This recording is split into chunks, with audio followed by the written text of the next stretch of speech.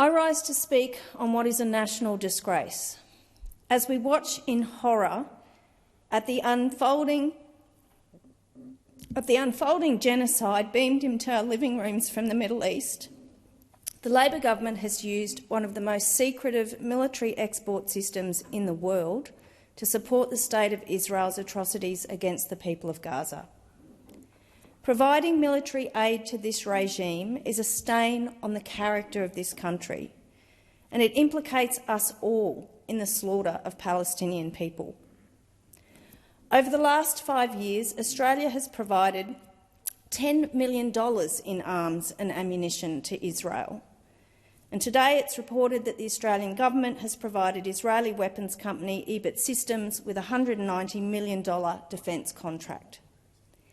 In doing so, the Labor government is contributing to the means through which these companies can continue to facilitate the murdering of civilians, obliterating entire families and orphaning children. It's despicable that Labor continues to completely deny Australia's involvement in the supply of arms to Israel.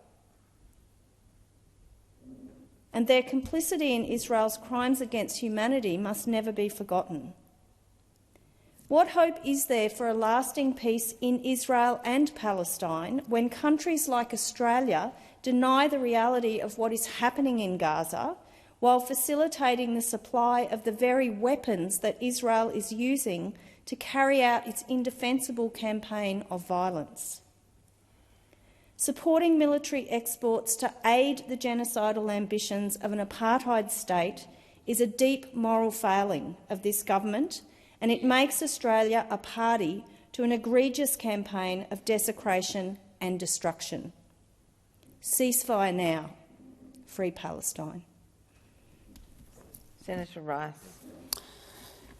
The Labor government has been boldly telling the Australian people an insidious lie.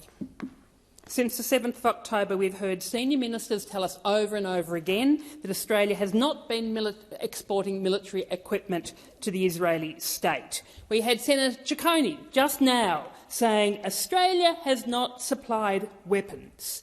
But the facts do not add up.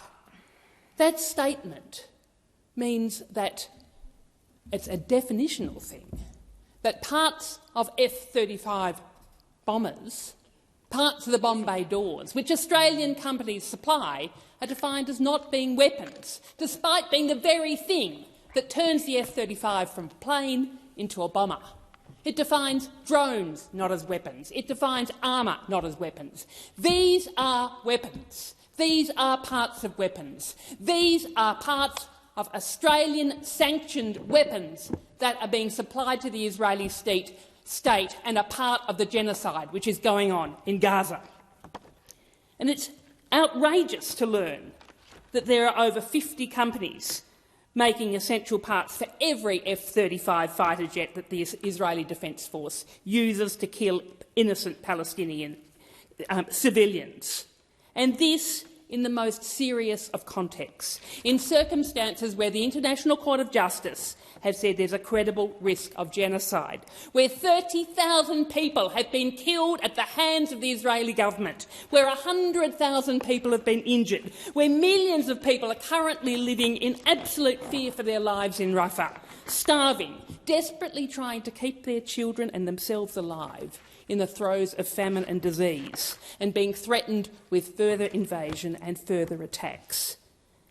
The UN Special Rapporteur on the Right to Food, Michael Fakhri, has said in recent days, Internet intentionally depriving people of food is clearly a war crime.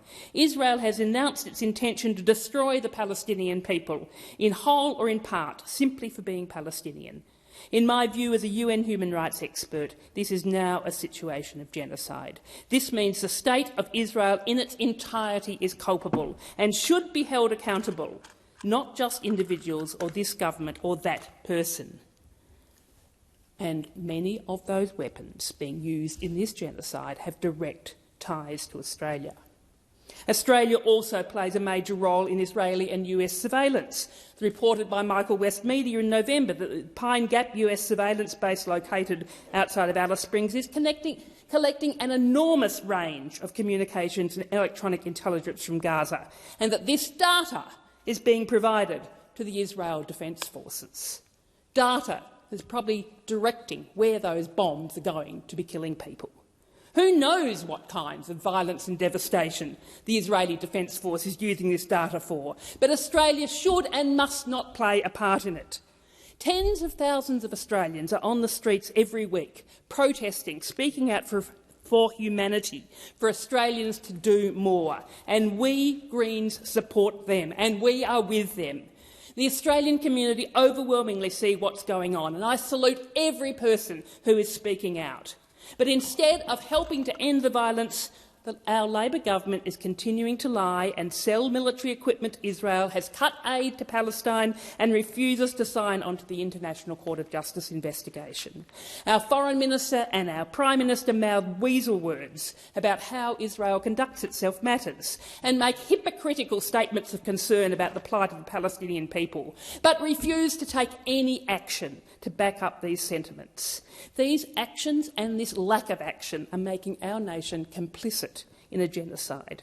Enough is enough. We need action from the government, not lies and worthless statements. We have a responsibility to act decisively, to stop the crime of genocide and to support punishment for genocide wherever it occurs. And there is so much that we could be doing to stop— Senator Rice, just resume your seat. Point of order. Yeah, look, thank you, Acting Deputy President. I don't normally would interrupt senators' contributions, but I think that over the last week or so, I think the word lie has been deemed to be unparliamentary by not just the President but also the Deputy President. I just would ask that the Senator either withdraw or reconsider that use of word in the future. That is the case. So, Senator Rice, would you like to withdraw and rephrase? I will withdraw, and I say the Australian government is misleading the Australian community, and there is so much more that Australia could be doing. We must be calling for an immediate and permanent ceasefire. We must end all military and security trade and cooperation with Israel. We should be formally, publicly backing the South Africans' proceedings against Israel in the ICJ. We should be sanctioning Prime Minister Netanyahu and his entire war cabinet. And we should, as we called for our motion that we attempted to debate on Monday, we should be unequivocally withdrawing our support for the State of Israel. Thank you, Senator Rice.